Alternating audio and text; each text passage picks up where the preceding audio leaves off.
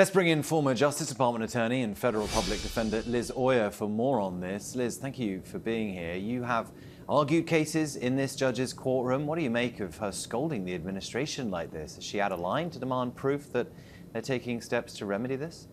Well, James, she's not out of line. In fact, I think she did exactly what she needed to do. The administration has used a strategy thus far of sending people, attorneys who are uninformed, into the court and who are unable to answer the questions of the court about what is going on in this case and what is the status of Mr. Abrego Garcia, who is now in a maximum security prison in El Salvador. So I think it was very smart of Judge Davis to order discovery. This requires government officials who do have the information to sit down and answer questions under oath, and that makes it much more difficult for the government to evade and avoid providing the information that's sought by this court.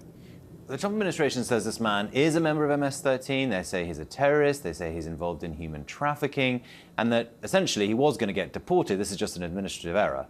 What do you think about that? Well, that's a remarkable pivot, the position that they're taking right now. They originally acknowledged that this was just an unintentional error, and now they have begun to take the position that, in fact, they wanted this person out of the country all along. That seems to be part of a strategy to ensure that he is not returned to the country.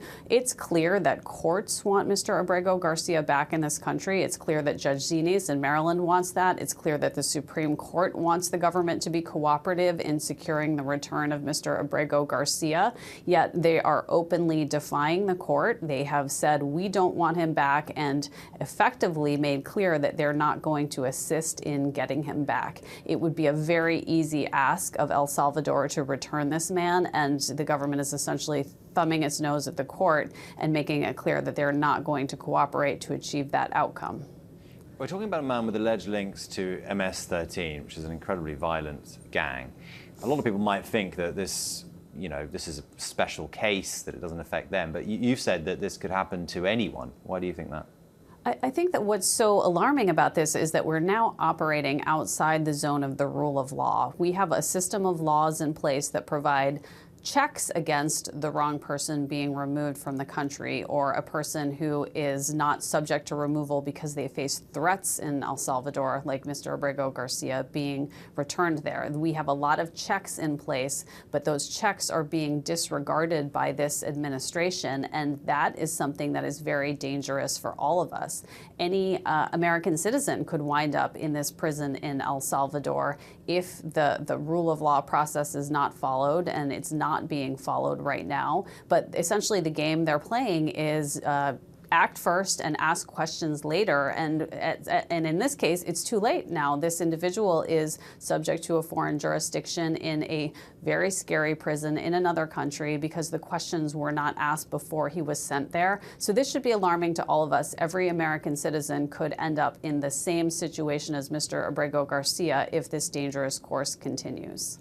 Well, you mentioned American citizens. That's precisely what Donald Trump says he might actually want to do going forward when he's talking about homegrown criminals. What do you make of that?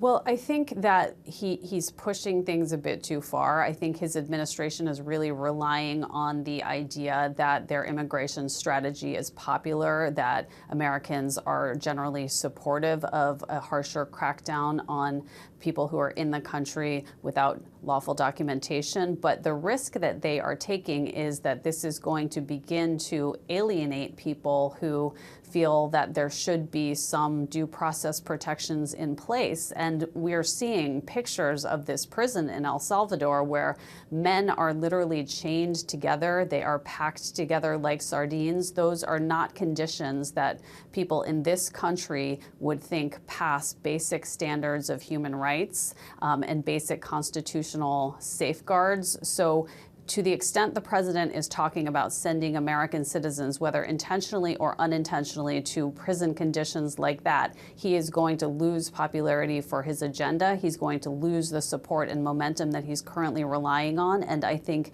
that that will provide some additional check against the trajectory that we're currently on. Well, we'll have to wait and see if the Trump administration backs down or continues down this path. Former Justice Department pardon attorney Liz Oyer, thank you.